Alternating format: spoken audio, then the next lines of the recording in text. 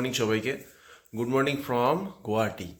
গতকাল যেরকম তোমরা দেখেছো, মানে আগের এপিসোডে যেমন আমরা দেখিয়েছি যে আমরা গুয়াহাটিতে পৌঁছেছি এবং ওখানে লোকাল মার্কেটটা ভিজিট করছিলাম।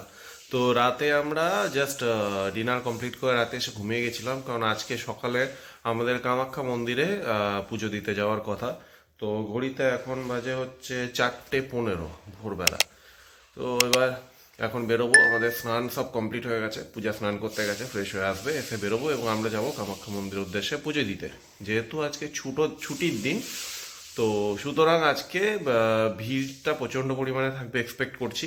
আমাদের প্ল্যান আছে ভিআইপি লাইনে আমরা দিয়ে বেরিয়ে যাব, কারণ আমরা আজকে কামাখ্যা মন্দিরে পুজো দেওয়ার পর শিলংয়ের উদ্দেশ্যেও রওনা দেব। তো যথারীতি দেখি কত তাড়াতাড়ি আমরা এটা কমপ্লিট করতে পারি, আশা করি ভালোই সময় লাগবে। তো চলো, দেখা হচ্ছে রাস্তাতে, এবং মন্দিরে ভিজিট করছি। ঘুমে চোখ খুলতে পারছি না। তো চলো, দেখা হচ্ছে। সামনে জিজ্ঞেস করো। তো আমরা ফাইনালি কামাখ্যা মন্দিরের সামনে পৌঁছালাম। আসলে গাড়ি পার্কিং এর জায়গা এই মুহূর্তে খোলেনি, তো সেই জন্য একজন দোকানদারের সাথে কথা বলে জাস্ট একটা দোকানের সামনে পার্কিং করেই আমরা এগিয়ে চললাম।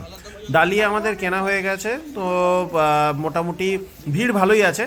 প্রথমে জেনারেল সেকশনে যারা যারা আর কি দেখার ইচ্ছুক তাদের জন্য আলাদা টিকিটের ব্যবস্থা, আর ভিআইপির এই হচ্ছে মানে কারেন্ট অবস্থা। আমি সামনে গিয়ে যা দেখতে পাচ্ছি, সামনে বেশ ভালো রকমের ভিড়, আর প্রায় একটা মারামারি সিচুয়েশন তৈরি হয়ে গেছে, কারণ বলছে নাকি একজনের লাইনে অন্য একজন ঢুকে গেছে। পুলিশ প্রশাসনিক সেরকম কিছু আর ব্যবস্থা দেখতে পেলাম না, খুব কড়াকড়ি। তো গেট খোলার পর আমরাই আস্তে আস্তে রওনা দিচ্ছি মন্দিরের ভেতরে গিয়ে তোমাদেরকে পৌঁছিয়ে দেখাচ্ছি। তো চলো, লেটস গো।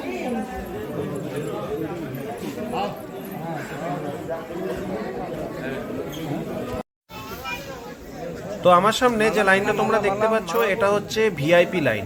তো যথারীতি জানতে পারলাম মোটামুটি 200 কি 250 এরকম কিছু একটা টিকিট রয়েছে, কিন্তু আমি একটা রাফ ফিগার গুনতে গেলাম, আমার সামনে প্রায় 300-র ওপর লোকজন লাইন দিয়ে দাঁড়িয়ে রয়েছে। আর এখন মোটামুটি ভোরবেলার 5টা কাছাকাছি টাইম হতে চললো। তো ভিড় কিন্তু কোনো দিক থেকে কম নয়, যথেষ্ট ভিড়, যথেষ্ট ঠেলাঠেলি। আর সামনে টিকিটের লাইনের জন্য বেশ গাদাগাদি চলছে। তো অপেক্ষা করছি কতক্ষণ, দেখি যদি টিকিট পাওয়া যায় তো খুবই ভালো কথা, আর যদি ইনকেস না পাওয়া যায় তাহলে আমরা একটা অল্টারনেটিভ ব্যবস্থা দেখি কিছু করার চেষ্টা করব। তো এই হচ্ছে লাইন, যেটা সম্পূর্ণরূপে গেছে একদম পেছন অবধি। আর এই আমরা দাঁড়িয়ে রয়েছি, মন্দির আমাদের ডান পাশে রয়েছে। সকালবেলার আলো এই ফুটতে আরম্ভ করেছে, একটা অপূর্ব একটা দৃশ্য, জাস্ট মানে ভাবতে পারিনি কোনদিনও এখানে এসে আমরা ভিজিট করতে পারবো। তো চলো দেখাচ্ছি আগে।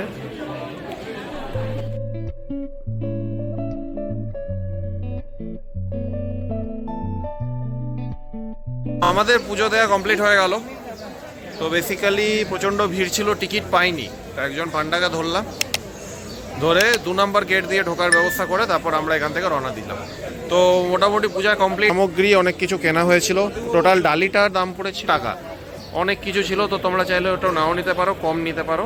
আমরা জানতাম না, তাই আমরা জাস্ট নিয়ে নিলাম, নিয়ে নিলাম। তো লাস্ট অব্দি 501 টাকা হলো।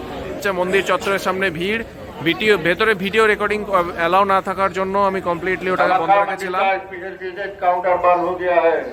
স্পেশাল টিকিট কাউন্টার বন্ধ হয়ে গেছে, এখন বাজে 7, ঘড়িতে বাজে 7টা 2। টিকিট কাউন্টার কিন্তু বন্ধ হয়ে গেছে। যারা ভিআইপি লাইনের জন্য আসবে, মোটামুটি এখানে আজকে রাত 2টো থেকে মোটামুটি সব লাইন দিয়েছিল। আমরা ভিআইপি লাইনে 4:30-5টার দিকে এলাম, বাট টিকিট পেলাম না। তো 2 নম্বর গেট দিয়ে এন্ট্রি করলাম।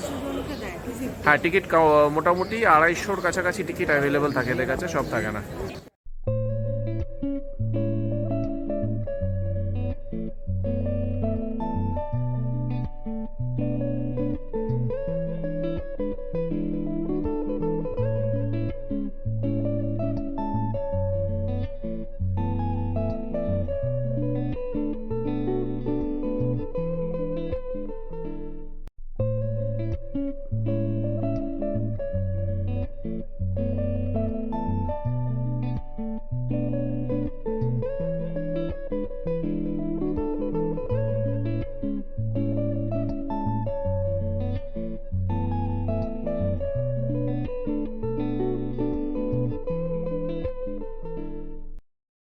তো এই মুহূর্তে আমরা মন্দিরের সাইড দিয়ে এগিয়ে চলেছি। আমি তোমাদেরকে গর্ভগৃহটা দেখানোর চেষ্টা করব।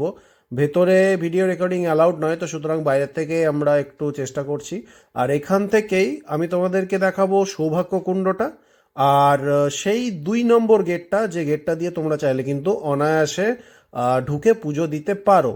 আসলে ব্যাপারটা যেটা হচ্ছে যে যদি ইনকেস মানে ওখানকার পান্ডাদের ব্যাপার যে যদি ইনকেস টিকিট না পায় তাহলে এই 2 নম্বর গেটের সামনে এসে পান্ডারা লাইনে দাঁড় করিয়ে দেন। এবার তারপর পান্ডাদেরকে কিছু টাকা দিতে হয়, ওরা তারপর ভেতরে এন্ট্রি করিয়ে দেয়। তো তোমরা সেইভাবে প্ল্যান মাফিক এসে এখানে করতে পারো প্ল্যানিং।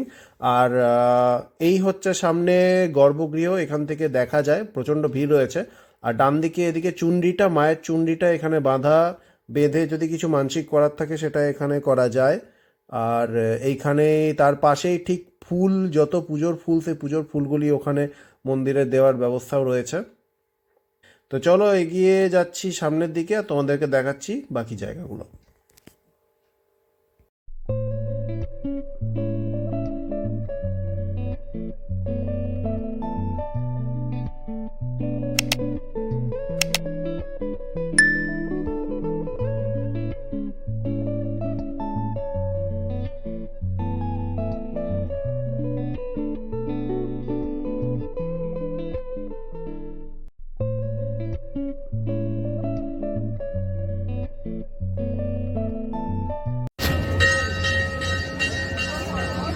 মন্দিরের গায়ে খুব সুন্দর মূর্তি এখানে বসানো রয়েছে, অপূর্ব দেখতে লাগছে। ডান পাশে এরকম সিঁড়ির মতো বসার জায়গা রয়েছে যেখানে বসে অপেক্ষা করতে পারো লাইন যদি বেশি থাকে তো। আর তারই সাথে এদিকে এগিয়ে গেলে বাঁ হাতে এই যে অপূর্ব সুন্দর মূর্তিগুলো যেগুলো মন্দিরের গায়ে বসানো।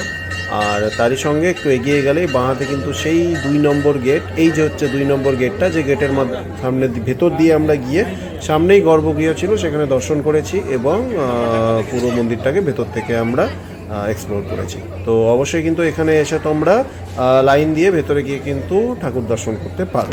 তো এই হচ্ছে পুরো মন্দিরের গায়ের স্থাপত্য কি মূর্তি প্রত্যেকটা বসানো। আর প্রত্যেকটা এরকম গেট আছে, পাশে একটা করে গেটে নাম্বারিং করা আছে। তো এগুলো কিন্তু তোমরা দেখতে পাবে। এই মুহূর্তে আমরা এগিয়ে যাচ্ছি সৌভাগ্য কুণ্ডের দিকে, যেটা মন্দিরের ঠিক পাশটাতেই অবস্থিত। সিঁড়ি দিয়ে উঠে গেলেই তার অপোজিট দিকে ডিরেকশনে নামার একটা ব্যবস্থা রয়েছে। তো এই হচ্ছে সৌভাগ্য কুণ্ড। তো জলটা এই মুহূর্তে রয়েছে, খুব পবিত্র বলে জলটা এখানে মান্যতা আছে। খুবই সুন্দর দেখতে, একটা আলাদাই আধ্যাত্মিক অনুভূতি।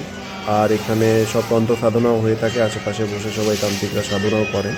এখানেও মূর্তি রয়েছে ঠাকুরের, মানে অপূর্ব দেখতে জায়গাটা, খুব সুন্দর, খুবই শান্তিদায়ক।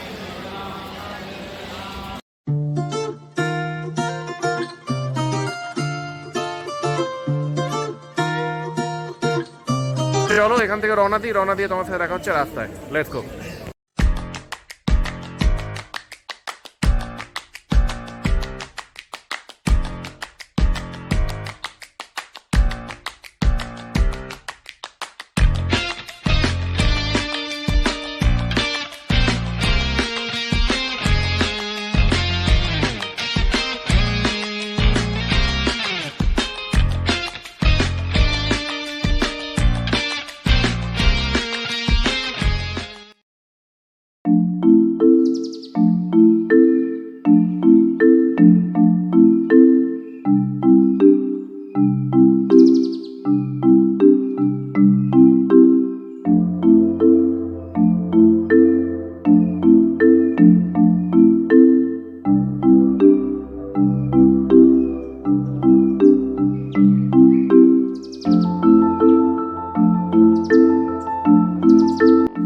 কামাখ্যা মন্দির থেকে কিছুটা নেমেই ডান দিকে একটি সুন্দর কামাখ্যার ভিউ পয়েন্ট করা আছে, যেখান থেকে আসলে শহরটাকে খুব ভালোভাবে দেখা যায়। তো এখান থেকে আমরা দাঁড়িয়ে কিছুক্ষণ ভিউজগুলো এনজয় করলাম। সকাল দিকে ঠান্ডা বাতাস অনুভব করতে করতে তার মধ্যে রোদের একটা উষ্ণ গরম, মানে প্রকৃতির একটা পরিবেশের আলাদা নিবন্ধন, একটা আলাদাই আনন্দ। এটা এনজয় করতে করতে আমরা এগিয়ে চললাম আমাদের পরবর্তী গন্তব্যের দিকে।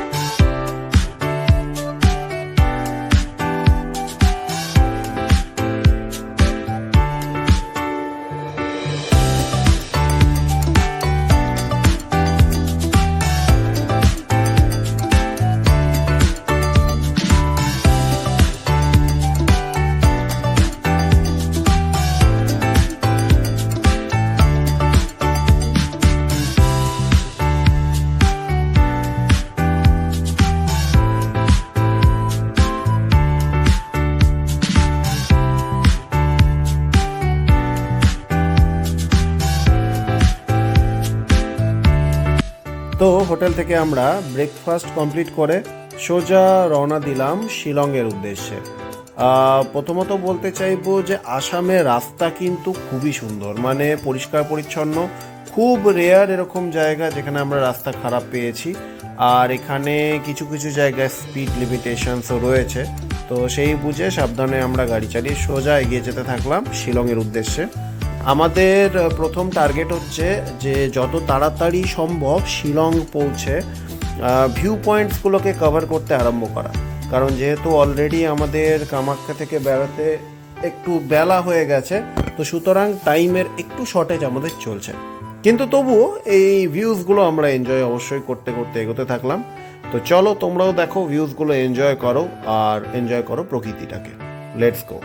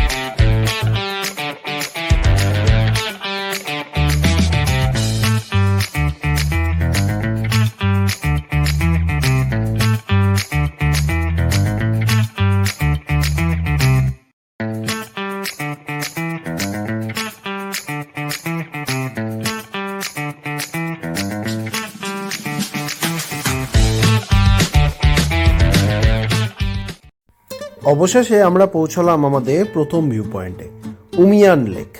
এই লেকটা অপূর্ব সুন্দর দেখতে। বলে রাখি, এখানে প্রত্যেকটা ভিউ পয়েন্টের কিন্তু একটা করে এন্ট্রি ফি আছে। কোনো জায়গায় হয়তো শুধু বাইকের, কোনো জায়গায় আমাদের এরকম করে লেগেছে, তো সেগুলো ওখানে গেলেই তোমাদের ওখানে ডিটেল চার্ট দেয়া আছে। তো চলো লেকটা তোমাদেরকে দেখাই।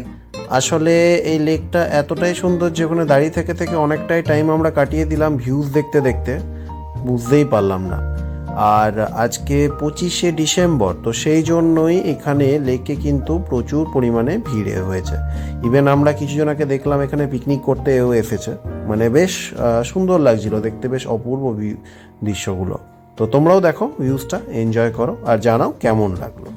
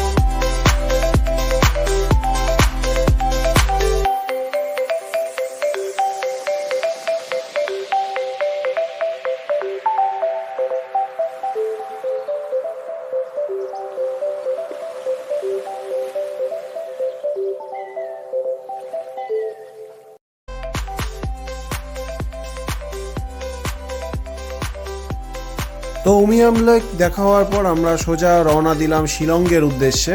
আমাদের আজকে প্রথম গন্তব্য হচ্ছে হোটেল চেক ইন, আর সেখানে গিয়ে তারপর ফ্রেশ হয়ে আমরা তারপর রওনা দেবো আমাদের নেক্সট উদ্দেশ্যে। তো এখন লেকটা আমার ডান পাশে রয়েছে, মানে অপূর্ব সুন্দর, অসম্ভব সুন্দর লাগছে, just beauty, looking like a wow. তো আমরা এগিয়ে চললাম সেই ভিউজ দেখতে দেখতে, এবং তোমরাও দেখো অ্যান্ড এনজয় করো ভিউজগুলো।